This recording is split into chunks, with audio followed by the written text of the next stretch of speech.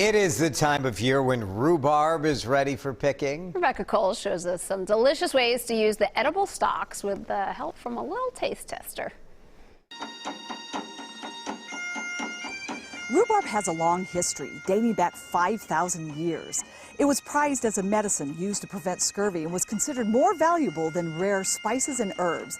Seeds were brought to America in 1772 by Ben Franklin. And you can see why he was attracted to this plant.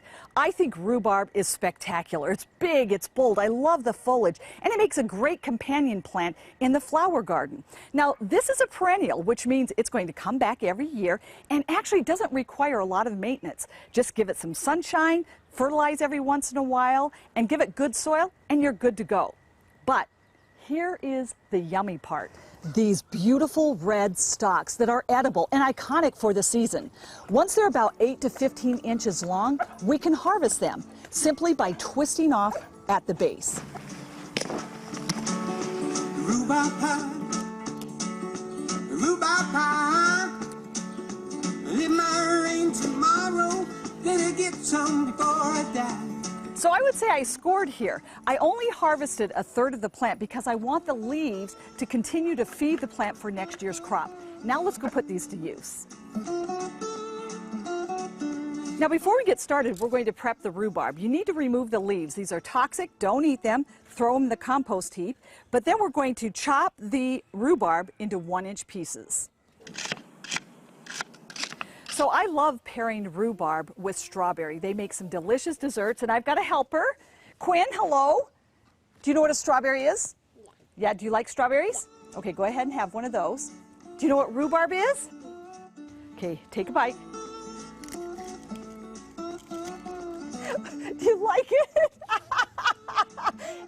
Sorbet is nothing more than a frozen fruit puree. So we're going to use some strawberries, rhubarb, some sugar, and lemon, and that's it. So first of all, we're going to take 2/3 cup of water and put it into a pan.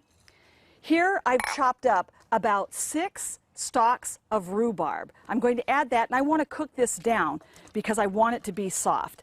So I've got that. I'm going to add about 3/4 cup of sugar. Put that on the stove. Cook it for about 5 to 6 minutes on medium-high heat. Okay, so you can see the rhubarb is cooked down.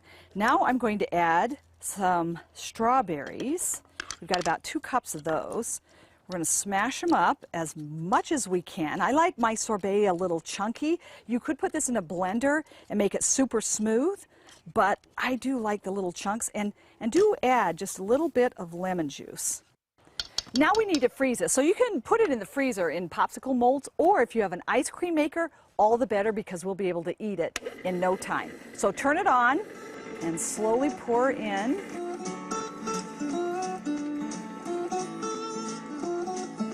That's all there is to it. So we'll let this freeze. So while that's churning, let's get on with a rhubarb galette. This is a French pastry that typically is a free-form pastry and usually has 1 crust. Let me show you how to do it.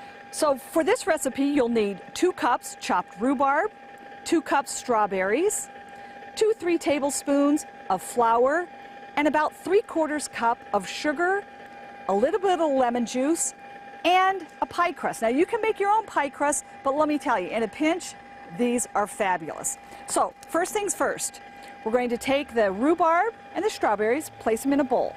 Add sugar. Don't forget to add 3 tablespoons of flour. This will help thicken the juices. A squeeze of lemon. And then just mix this all up. Okay, now I'm going to unroll the pie crust. Take the topping and put it right in the center. Now we're going to fold the crust in on the filling. So just pull it up and then make a little pleat with water and pinch it together. Now we're going to pop this into the oven, about 400 degrees for about 30 minutes, then lower the temperature to 350, cook it another 15 minutes or until the crust is golden brown. So keep an eye on it. Now we're going to do this in the pizza oven, so this should be really interesting. Okay, look inside. Oh, you want to taste it? Oh my goodness. Let's see. Oh. It tastes like applesauce. It tastes like applesauce, does it? So I put powdered sugar in a teaspoon.